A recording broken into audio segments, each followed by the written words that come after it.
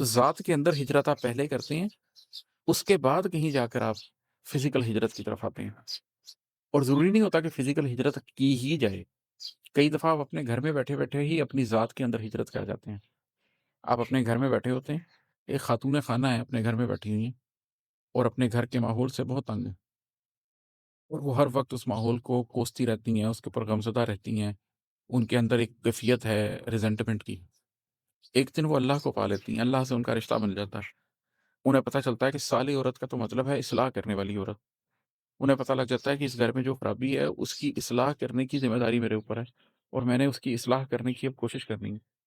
انہوں نے اپنی ذات کے اندر ایک ہجرت کر لی، اور صبح وہ اٹھی تو وہی گھر ہے، وہی ماحول ہے، وہی لوگ ہیں، لیکن ان کی سوچ بدلی ہوئی ہے۔ انہوں نے اپنی ذات کے اندر ہجرت کر کے کوئی اور شخص بن گئی۔ ایک شخص ہے جو راتوں کو شرابیں پیتا تھا، وہی شخص راتوں کو تہجد کی نماز پڑھتا ہے، وہ وہیں اسی کمرے میں بیٹھا ہوا ہے۔ اس نے اپنی ذات کے اندر ہجرت کر لی، وہ کسی ایک مقام سے کسی دوسرے مقام کی طرف چلا گیا۔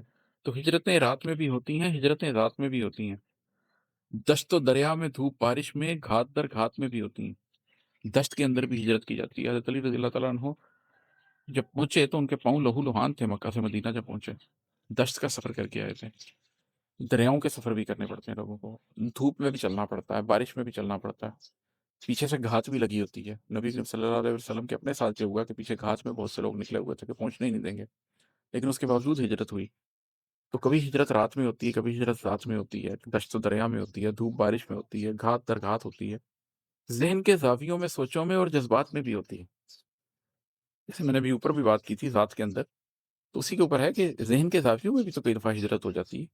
آپ کسی چیز کو کسی اور طرح دیکھتے ہیں، پہلے آپ ایک مصیبت کو مصیبت کے طور پہ دیکھتے ہیں، پھر آپ اس مصیبت کو اللہ کی طرف سے آئے ہوئے ایک امتحان کے طور پہ دیکھنے لگ جاتے ہیں۔ آپ کی سوچوں میں ہجرت ہوتی ہے، پہلے آپ بڑے پراؤڈ ہوتے ہیں کہ اللہ نے میرا آئی کیو بڑا ہائی رکھا ہوا ہے، میرا آئی کیو 170 ہے، پھر آپ احساس ذمہ داری کا شکار ہو جاتے ہیں کہ اگر میرا آئی کیو اتنا اوپر ہے تو میرے سے سوال و جواب بھی تو اسی حساب سے ہوگا، میری ذمہ داری بھی تو زیادہ ہے۔ ہجرتیں جذبات میں بھی ہوتی ہیں، کبھی آپ کو کسی شخص سے محبت ہوتی ہے، کبھی آپ کو کسی خاتون سے محبت ہوتی ہے، کبھی آپ کے جذبے بدل جاتے ہیں اور آپ کو اللہ سے محبت ہو جاتی ہے، آپ کا منشا ہی بدل جاتا ہے زندگی کا۔ تو ہجرتیں رات میں بھی ہوتی ہیں، ہجرتیں ذات میں بھی ہوتی ہیں، دشت و دریا میں، دھوپ بارش میں، گھات در گھات میں بھی ہوتی ہیں، ذہن کے زاویوں میں، سوچوں میں اور جذبات میں بھی ہوتی ہیں۔ اور پھر اگلا ہے کہ بے یقینی کا بے نشاں ساحل، بے نشانی سے پھوٹتی منزل، کوس در کوس ڈوبتی امید، موڑ در موڑ جسم و دل گھائل، چلتے رہنے کا اذن روزانہ، شام تک لوٹنے پہ دل مائل۔